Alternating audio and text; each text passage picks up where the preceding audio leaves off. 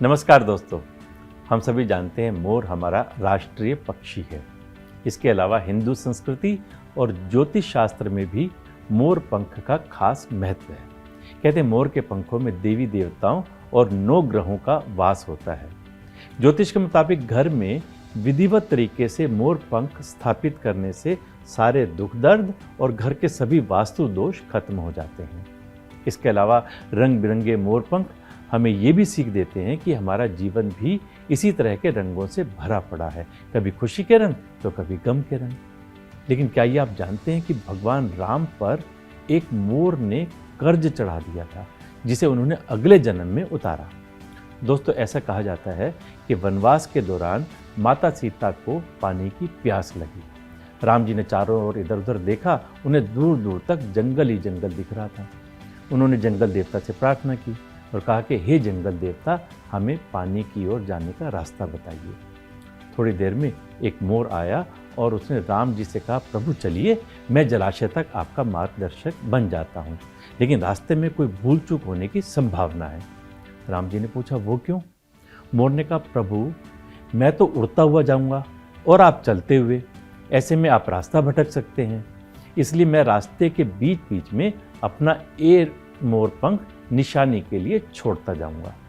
उसका पीछा करते करते आप जलाशय तक पहुंच जाएंगे। दोस्तों, सच बात यह है कि मोर के पंख एक विशेष समय और एक खास मौसम में ही बिखरते हैं। अगर वो अपनी इच्छा के विरुद्ध पंखों को बिखेरेगा तो उसकी मृत्यु हो जाती है, और वही इस मोर का भी हुआ।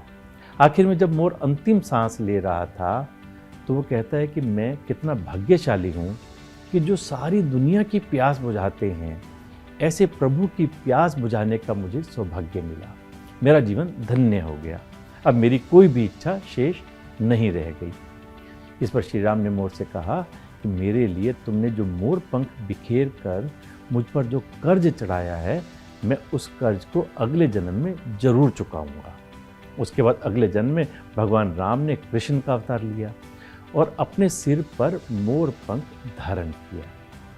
आप भी मोर में प्रभु राम और श्री कृष्ण के दर्शन कर सकते हैं और साक्षात मोर पंख को अपने मंदिर में सजाकर आशीर्वाद प्राप्त कर सकते हैं।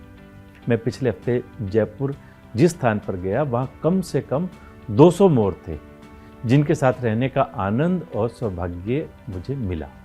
इसलिए सारी जानकारी एकत्र करके आपसे साझा की है। आप भी जब कभी मोर को देखें तो ओम नमो भगवते वासुदेवाय मंत्र बोलकर ये अनुभव कर सकते हैं कि आप भी साक्षात कृष्ण जी के दर्शन कर रहे हैं। सच में ये मोर पंख इतना भी सुंदर ना होता, कृष्ण, अगर ये तेरे सिर पर ना सजा होता। नमस्कार।